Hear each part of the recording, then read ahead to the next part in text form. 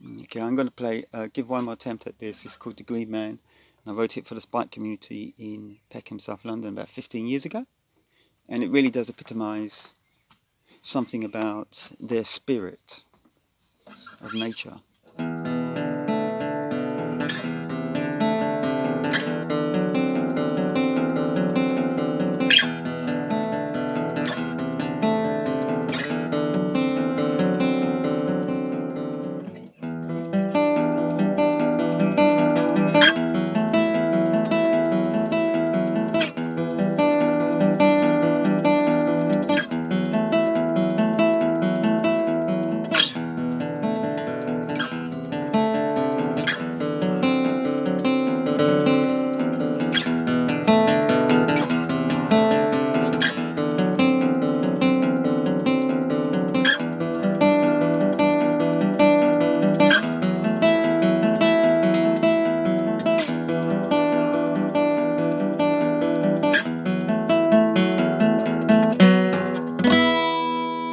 The Green Man.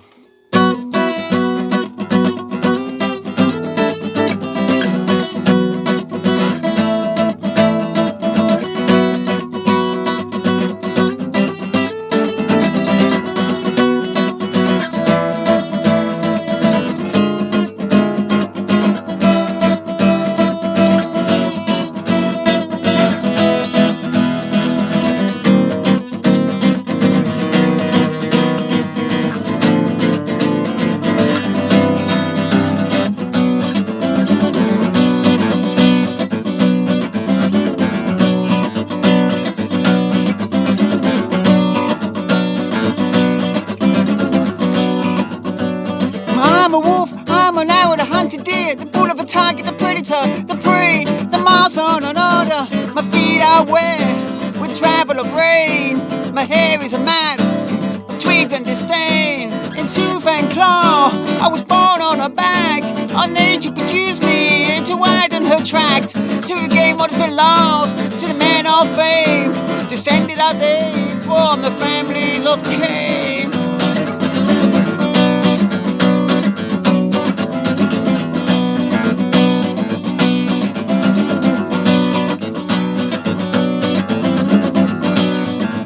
Yes, I grew me to a size of a colony of honeybees and bred on the wing a sweetness for insurgency. 1,000 stings to the temples of perdition, 1,000 drones to the tune of sedition. I chop down the ash to embody me a handle, to wield with a fervor of a barbarous vandal.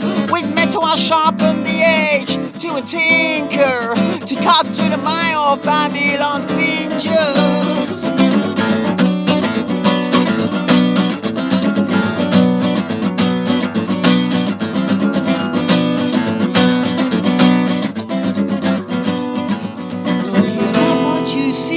Oh man of the game, your fruit is still green like the mine that you win. You nurture revolt like the insatiable goat, whose cry is consult with a breeze and flow.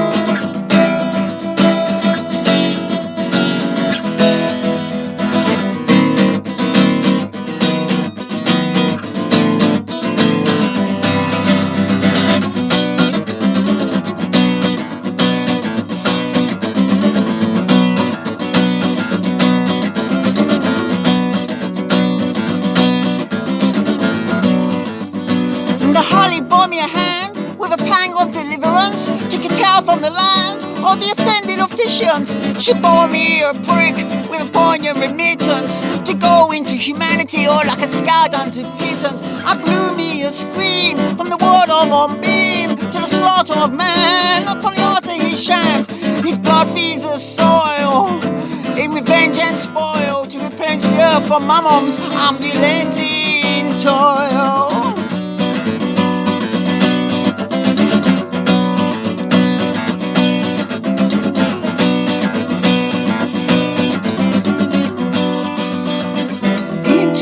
darkness I ventured within a mangle, amid the lianas where men are hung and strangled. Caught up are they in the vines of their vices, no rest for them, no, as they struggle against reprisal. I festoon myself in the clothing of evergreen armor, tending to the needs of the budding seedling farmers who march in droves from their sacred oakly groves to trample down a succession of foreign hearts.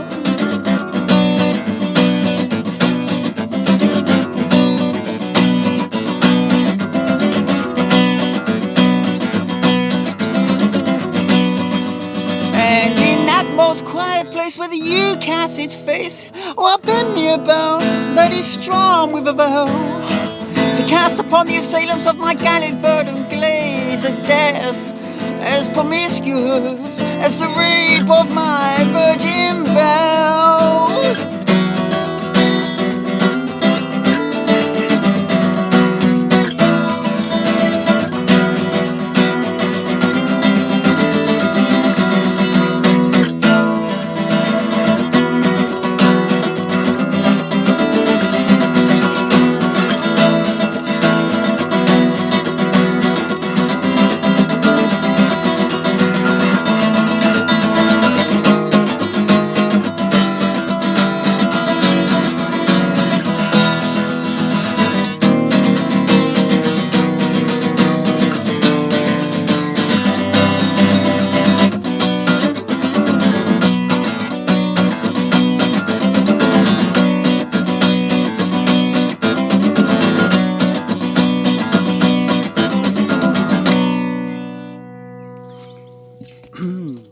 Okay, I like that version. I may stick with that one. So let me give a little bit of a lowdown on that one. That's written whilst I was at the Spike community in Peckham, and I was doing some really funky permaculture there, ran a course too. And there were a great bunch of environmental activists and anarchists, and it was a squat for about 8 to 10 years, and the building had historical value and everything else, but they'd actually been providing free community services, self-organised, that's the nature of us anarchists, and they included stuff like permaculture. They had doga for yoga and stuff. They had like free recording studios in there. They had benefit gigs, free gigs and stuff like that, and they put up asylum seekers in the country. There was just a fantastic community service, and it didn't cost the council anything, but when the council runs out of money, then they look at what they've got and they say, well, okay, then we need the money more than we need the service. And so that was a sad time really for South London, because a lot of squats were going down by then, a lot of really good squats. So the Spike community, and I wrote that, the Green Man, because I was doing loads of permaculture and I was getting into my green woodworking. And so the trees represent, the values of the trees represent in some ways the culture and the history of the free man. And it's always the free man who is who's feared the most. They would, the state would take as much as they want from them before they say enough is enough, because we can't control you. And that is always the threat, because it's an example for everyone else to be free also. So in these days when we are stuck in a way under this curfew, and there's many, and we're talking about the whole world here at the moment, who is it who's really changed? I mean, it certainly isn't me. I've just come back from a jog, an 8-kilometre jog, or 10-kilometre jog with all my shopping. Tomorrow maybe I'll go down to the sea and I'll clean myself up. But I'm on my farm and I'm making biochar, pruning my olive trees and my carrot trees, and I'm looking after my bees, and I'm growing food here in my woven ark, it's called. It's a food tunnel. And I'm also got a responsibility to my parents who own the house, but I'm the keeper of the land, and I have my own place on the caravan. So it's a beautiful spot. I don't lack the company, I have to be honest. I'm so in tune here with nature, and that is the true nature of the anarchist, in my opinion. That this is what they seek. It's their utopia, if you can call it that. And in terms of company, okay, I'm not driven by my libido, so dogs and cats and wildlife. I suppose I'm at that stage in my life where I'm thinking, could I actually give this project to the community and ask them to look after it? You know, that's really what I'm creating this for. It's like all my other stuff back in London. And at the end of the day, I don't think it's their prerogative, really. It's a project I create, and it's a project that I do it on behalf of Mother Nature, because she's asking me to do it. And she's asking me to do it because I delve very deeply into my unconscious. And I can't expect other people to do that. And so even if I think I could have a few other people around here, the fact that they would mix the energy with what they bring from other cultures, especially urban, concentrated environments, where people create their own problems, basically. That type of mentality is, is empathetic. You know, you begin to distribute that type of energy and try to create the rest of the world around you in that image. But what we're doing here, and I say we because I'm talking about me and my unconscious, is we're creating a project which is every tree is individual.